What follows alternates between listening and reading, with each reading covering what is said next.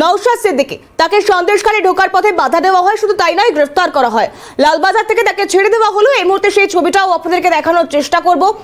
কি বলছেন নওশাদ সিদ্দিকী শুনুন।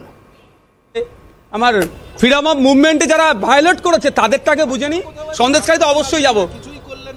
আমি তো সেটাই ভেবে পাচ্ছি না যে 151 আমার নামে লাগিয়ে দিল, আমি কি আচরণ করেছি।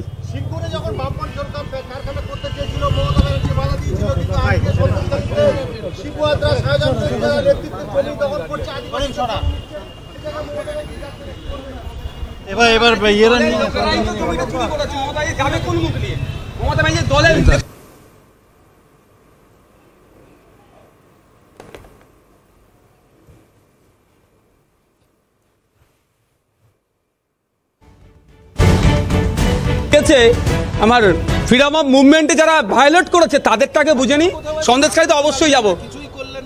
আমি তো সেটাই ভেবে পাচ্ছি না যে 151 আমার নামে লাগিয়ে দিল, আমি কি আচরণ করেছি।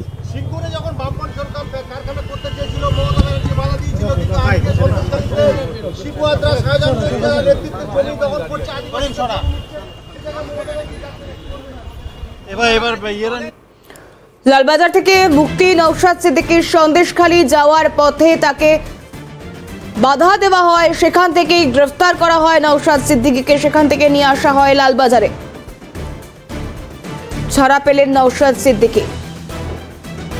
কি কারণে তাকে আটকে দেওয়া হচ্ছে তার কোনো রকম কোনো কারণ দর্শালে পুলিশ সেক্ষেত্রে নিশ্চুপ থাকে। সকালে সেই ছবিও আপনাদেরকে দেখিয়েছি, কারণ সন্দেশখালী যেতে বারংবার বাধার মুখে পড়তে হচ্ছে বিরোধীদের।